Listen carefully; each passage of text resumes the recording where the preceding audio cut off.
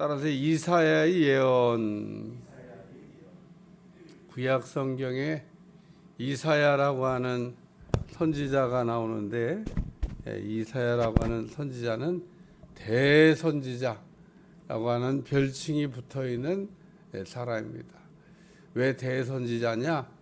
예언을 많이 했는데 그 예언을 많이 한 사람은 대선지자, 예언을 조금 한 사람은 소선지자. 그래서 이사야서를 읽어보면 엄청 많은 장을 이렇게 활약하고 있는데 그 안에는 예언들이 많이 담겨 있습니다. 이사야의 예언에 대해서 후대에 어떤 사람들은 말하기를 보고 쓴 것 같다. 이거 이사야서가 후대의 문서가 아니냐, 뭐 그렇게 얘기를 할 정도로 너무 정확하게 그 예언을 하고 있어서 이사야 예언이 후대에 누가 기록한 게 아닐까, 보고 쓴 거다, 그런 얘기입니다. 그 정도로 그 예언이 정확하고 또 예언도 많이 하고 또 많이 한 예언이 다 하나도 또 떨어지지 아니하고 다 이루어지고.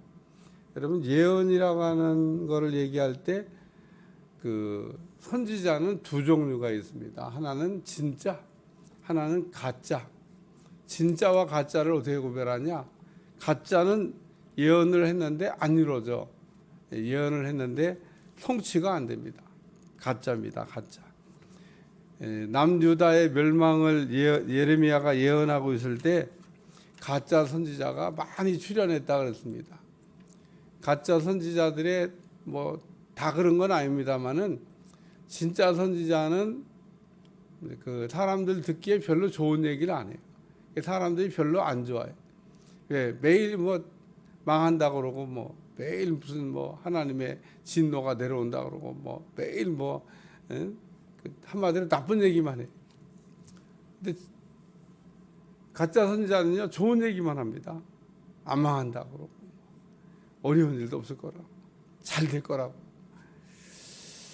가짜와 진짜가 그렇게 구별되는데, 오늘 여기도 보면 그 이사야를 통하여 하신 말씀에 우리의 연약한 것을 친히 담당하시고 병을 짊어지셨도다 함을 이루려 하심이라. 그러면서 이사야 53장을 봐라. 그리고 아주 친절하게 어디서 인용했는지, 이 말씀이 이사야서 어디에서 인용되는지를 우리가 갖고 있는 성경에는 친절하게 가르쳐주고 있습니다. 그래서 거기 우리 그 기호를 이렇게 표시해 놓은 거를 우리가 이게 찾아가면서 성경을 읽는 것도 성경을 아주 은혜롭게 읽는 방법 중에 하나이기도 하다는 겁니다. 오늘 본문에 보면 베드로의 장모, 이렇게 아주 또 베드로가 이 장가를 든 분이구나, 베드로는 결혼을 했었구나 라고 하는 정보를 우리에게 또 여기 베드로의 집에 들어가서 그의 장모 이랬으니까 베드로는 결혼 안 했어, 바울처럼 독신이야, 이런 얘기하면 안 됩니다. 여기 보니까 베드로의 장모 집에 지금 갔는데, 참 이런 걸 보면 베드로는 참 이게 진짜 참 훌륭한 분이다라는 생각이 듭니다. 왜냐하면 가정을 가지고 있었고 부인이 있었고 장모도 있었고 뭐 이랬는데, 성경에 보면 뭐 그런 거에 대한 언급이 별로 없습니다. 뭐 그냥 장모 집을 그냥 이틀이 멀다고 들락달락했다든지 뭐 이런 내용이 없어요. 그래가지고 어떻게 주님의 제자가 되겠어요? 오늘 베드로의 장모가 이게 아프니까 그 예수님께서 그 베드로의 장모의 아픈 거를 해결해 주기 위해서 가셨다. 참 예수님도 이게 보면 그 섬세한 데가 있어요.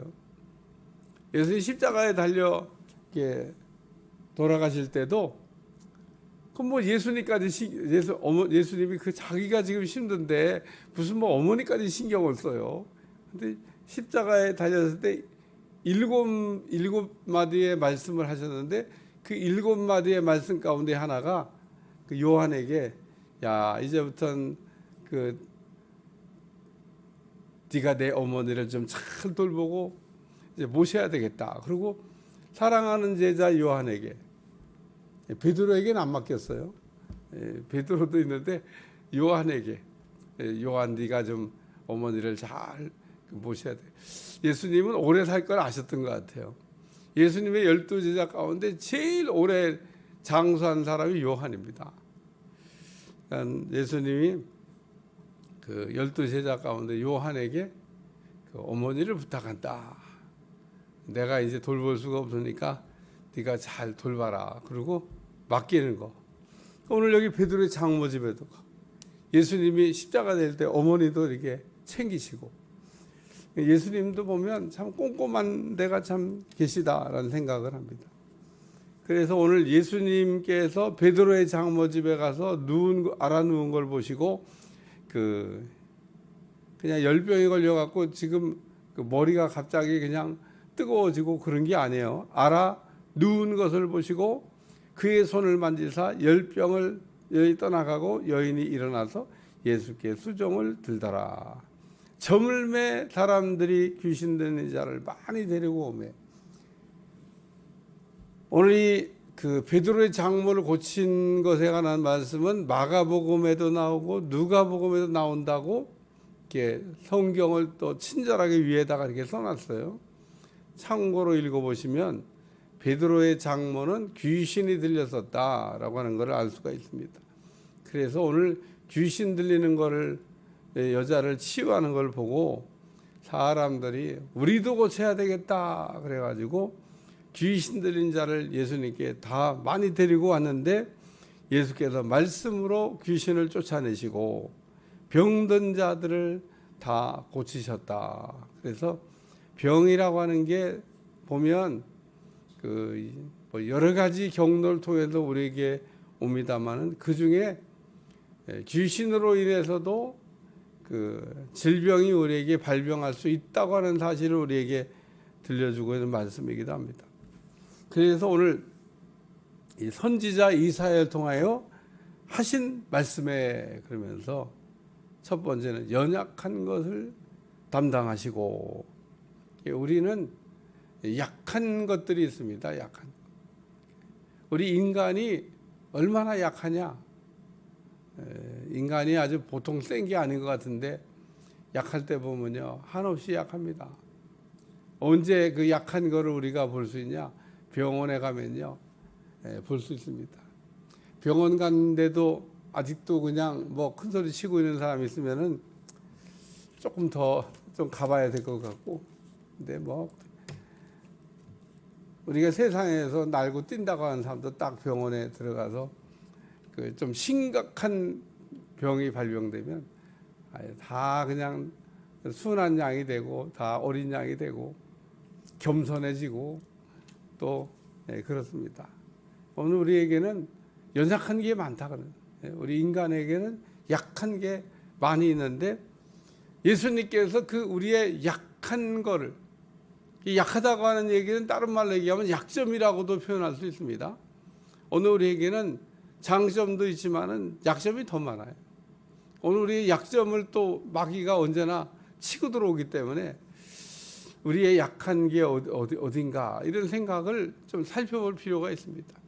골리앗이 노트구를 벗음으로 약점이 발생한 것처럼 우리가 자만하고 교만하는 그 순간, 그게 바로 약점이 된다는 겁니다. 우리는 그래서 살아가면서 교만하지도 말고 자만하지도 말고, 교만과 자만이 우리가 갖고 있는 아주 취약한 약점이 될 수 있다고 하는. 그래서 약점을 우리가 강점으로 만들어야 되는데 오늘 우리는 그래서 수많은 약점들을 갖고 있는데 어떻게 하면 우리가 이 약점을 해결할 수 있냐? 연약한 것을 친히 담당하시고, 예수님께서 여기 친이라고 하는 말을 쓰신 것은 이 일을 하시려고 오셨다 그런 얘기입니다. 그러니까 예수님은 이 땅에 기쁜 소식을 전하시고 우리를 또 잘 가르쳐서 예수님 같은 사람으로 이게 만들어 가시고 또 우리의 연약하고 병든 부분을 고쳐서 온전하게 만드시기 위해서 오신 분이다라는 겁니다. 여기 친히 담당하시고, 예수님은 우리의 어려운 문제를 막 억지로 그냥 짊어지고 가신 분이 아니고 친히 담당하시고, 병도 짊어지셨다. 우리가 그 아파야 될 병을 예수님께서 이게 담당하셨는데, 여기 이루려 하심이라. 예수님이 오셔서 이런 치유 사역을 하시는 것은 왜 치유 사역을 하셨냐? 이사야가 그렇게 예언했기 때문에 예언을 이루시려면 예수님이 이런 치유 사역을 하셔야 되고, 치유 사역을 하셨고, 치유 사역을 통해서 구약에 이미 예언된 대로 예언을 이루셨다는 얘기를 말씀하고 있습니다. 이 마태는 그 예수님의 모든 행적을 이렇게 조사하면서 구약의 성경을, 구약 성경을 잘 알았던 것 같아요. 구약 성경을 이렇게 찾아서, 저는 가끔 이렇게 성경에서 무슨 말씀이 요번에 설교 때 좀 써야 되겠다, 그래도 이렇게 막 왔다 갔다 막 이게 어디에 있냐, 딱 어디쯤 있다 그러고 할 때는 탁 가서 찾으면 되는데, 말씀이 있긴 있는데 이거 어디쯤 있냐 그럴 때 한참 이렇게 찾는다는 게 뭐 요즘같이 뭐 컴퓨터 검색기가 있었던 것도 아니고, 그것도 또 요즘같이 이게 넘기기 좋은 성경도 아니고, 그 두루마리 이게 쫙 펼쳐, 예? 이게 둘둘둘둘 말려 있어서 성경을 보려면 쫙 펴야 되는데 처음부터 끝까지 읽을 수도 없고, 그 분명히 있는 것 같긴 한데, 참 이 마태라고 하는 사람이 그 두루마리 성경을 갖고 있던 그 시대에 이렇게 성경을 막 절절히 찾아가지고 유대인들을 위한 복음서를 이렇게 썼다고 하는 거, 뭐 대단한 일인 겁니다. 대단한 일인 거. 한 개만 찾아도 우리가 신기한데 막 절절히 찾고 있잖아요. 마태복음 1장서부터 끝에까지 계속 예수님의 그 사건들을 보면서 예수님은 병을 왜 고치실까? 이 구약의 이사야가 병을 고친다고, 연약하는 것을 친히 담당하시고 병을 짊어지셨다고 이사야 53장에 예언했는데 그 예언이 이루어졌다. 그래서 예수님은 곧 메시아 그리스도가 되신다, 이렇게 증명했다는 겁니다. 증명. 오늘 이 마태복음을 우리가 특별히 읽어가면서는 그 유대인 같이 그 구약의 율법으로 능통한 사람들에게 구약의 율법이 무엇을 우리에게 가르치고 있고, 구약의 율법이 무엇을 얘기하고 있냐? 예수님을 얘기하고 있다는 겁니다. 그래서 예수님이 너희가 구약의 율법을 읽었는데 어떻게 나를 모른다 그러냐? 율법을 제대로 읽었으면 그 율법이 나를 얘기하고 내가 누군지를 너희가 알았을 텐데, 그렇게 얘기해도 못 알아들으니까 마태가 이렇게 친절하게 구약의 선지자들의 모든 예언을 다 찾아가지고 예수님에게서 이루어졌다라는 얘기를 우리에게 가르쳐주고 있는 겁니다. 이 마태를 읽을 때는 여러분들이 이게 항상 구약의 성경을 인용하고 그 말씀이 이루려 하심이로라 그러면서 그 구약의 예언이 성취됐다라는 얘기를 좀 관심 있게 우리가 보고 읽으면, 야, 참 마태는 정말 대단한 사람이다 라고 하는 것을 우리가 알고 은혜 받을 수가 있습니다. 예수님께서 오셔서 이렇게 그 예언을 이루시고 병자를 고치시고, 오늘도 우리가 예수님 안에서의 그러므로 치유를 받으시고 온전해지시기를 축원합니다. 축원합니다. 기도하겠습니다. 하나님, 예수님께서 이 땅에 오셔서 나병도 치유하시고 중풍병도 치유하시고 귀신 들린 자들도 우리가 고쳐주신 것을 감사하며, 날마다 우리가 모든 면의 치유의 역사가 일어나게 하셔서 은혜로운 또 건강한 삶을 살아가도록 역사에 주옵소서. 예수님의 이름으로 간절히 기도하옵나이다. 아멘.